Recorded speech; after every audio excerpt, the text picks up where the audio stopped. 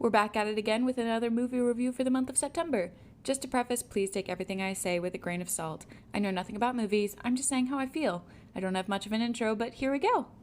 First up was Time Adolescence, a movie about a high school guy who desperately wants to be cool like his older friend. The movie has a really interesting tone, especially in the beginning, and sets the entire mood for the whole movie. Everything feels a little on edge, even when a scene is supposed to be a normal, happy moment. I wasn't a big fan of the voiceover in the beginning, but it stopped early on, so I can't complain much.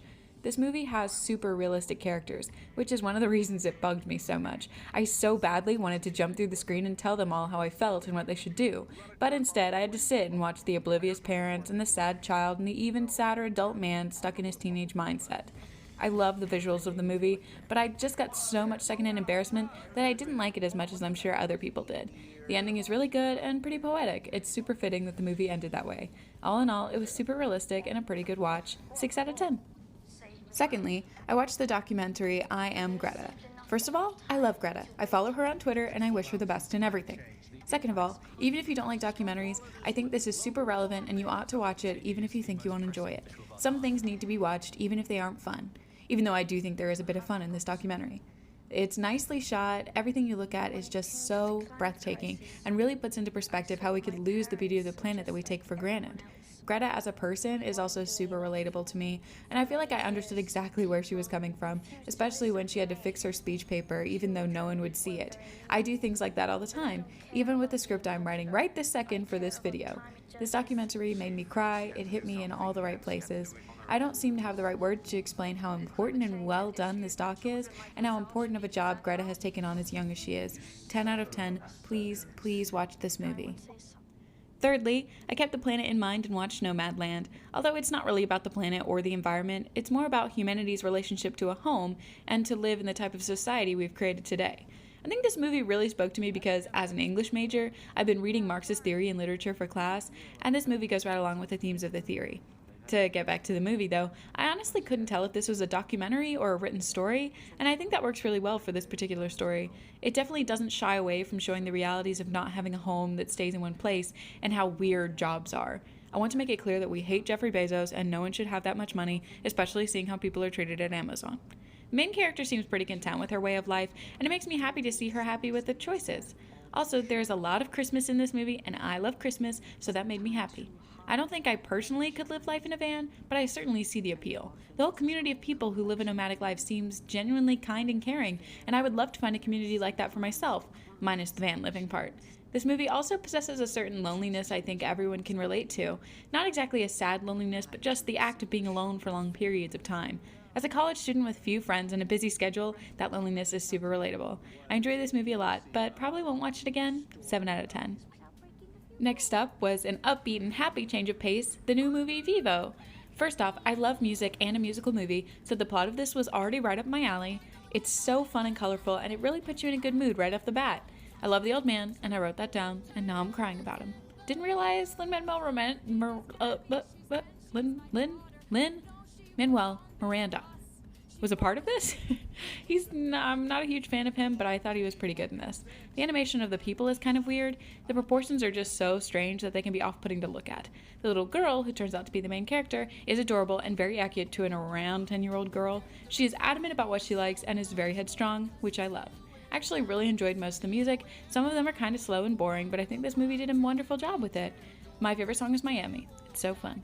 The mix of modern and a bit older style music is so well done. Even if you aren't a huge fan of kids movies, I would recommend this one just for the music. Overall, 7 out of 10.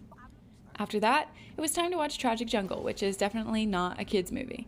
It switches from English to Spanish through the movie, so if you aren't a subtitle person, which I don't understand, but okay, this movie might not be for you. However, I love this movie. The visuals, the themes, and metaphors, everything about it is beautiful in a tragic sort of way. Get it?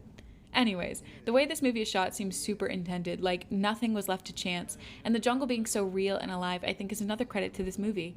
This should be added to the list of good for her movies with Jennifer's Body and the cult movie with the flowers.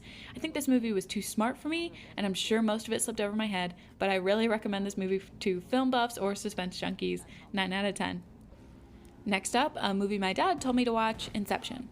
First off, I don't think it's super worth the hype. I get why people like it, but I don't think it's a legion in cinema. Time changes a movie, and Inception is no exception. First off, I think the beginning is pretty confusing, and I get putting your watcher into a plot already in motion, but with a movie like this, it took me a bit to get sure of what was going on. I don't like being confused when I'm trying to just watch a movie. Obviously, the visuals are pretty cool, so that makes up for me thinking it's pretentious. I'm not really into this movie, as is obvious, and white guy spy movies just don't have as much punch as I want them to. Still a cool concept, but I'm really bored of talking about this movie, and you've probably already seen it. 6 out of 10. I don't really care if you watch this or not. My second to last movie for September was a new movie called Army of the Dead. At first, I thought it was just another zombie apocalypse movie, but I think it definitely goes beyond that. It's more of a zombie heist movie. If you can come to grips with the fact that this could be a new genre now, it was actually not that bad. First off, it's actually pretty funny, which I wasn't prepared for. It's got a pretty cool intro, but mind the gore, it was insane, and I was not ready for that at all. The whole movie feels like a video game to me. I can just imagine me and my brother playing this game and beating it in like 2 days. It's a really weird movie, and the zombies are not what you think they're going to be, but I actually really enjoyed it. It's a good movie to watch when you want something fun and not hard to understand. 7 out of 10. I think I recommend it.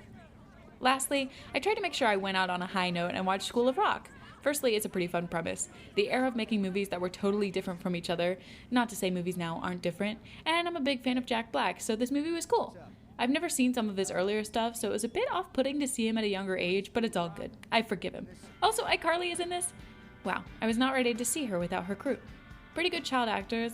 I'm normally not a fan of them. If you've seen my last movie review, you would know this, but I think they did really well in this.